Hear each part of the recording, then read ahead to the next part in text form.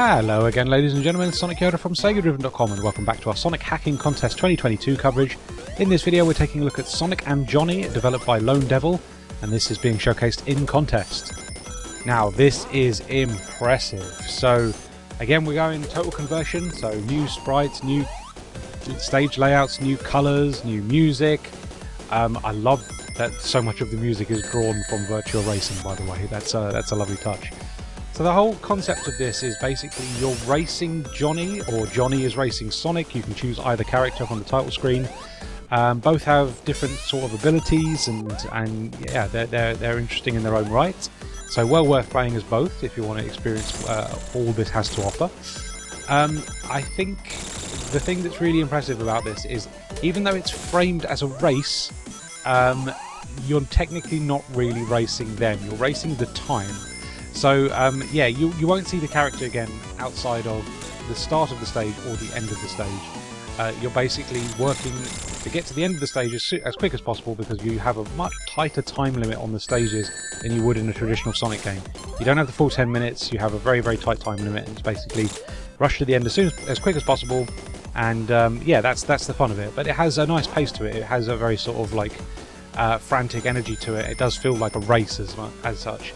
And again, I love the framework for that, because they've actually implemented that in the visuals as well. The first stage is actually sort of like in an arena, and there's a crowd watching the two characters race. It's a lot of fun. They've had a real good go at this, and thought about how much stuff they can do with the framework that they've put themselves in as a racing game, even though it's technically not a racing game. It's more of a time attack thing, but still obviously a traditional Sonic platformer, because it is built on Sonic 1. Yeah, there's just a lot going on here. Lots to do.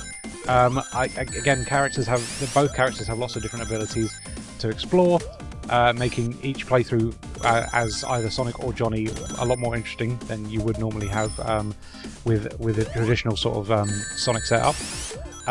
And I just think, yeah, their presentation is amazing. I think the sprites look incredible. I think the visuals, just across the board, are fantastic. Love the change of music, and I love the focus on racing game music. And the thing that it absolutely nails, which it absolutely needed to do, is the stage design. It's a great time. Obviously, the focus in these stages is speed more over platforming, but despite that, I feel like there is a decent amount of platforming here as well. Like, you're not just pushing right and you know, winning the stage through just going to the right. You know, there's a lot more. It's a lot more involved in that. You do actually have the platform, but there is a big emphasis on speed. You know, because it does have this sort of like racing framework, which is just, yeah, a lot of fun. This is an easy recommendation. I think it's one of the best hacks on the show. Yeah, I would highly recommend it. You definitely need to go and check this one out, because it's just so original, looks incredible.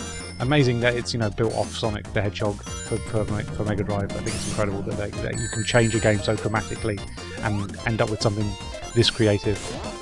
Yeah, it's a fantastic game. One of the highlights of the hacking contest so far. Definitely go and check this one out. Super impressed by Sonic and Johnny. What a game.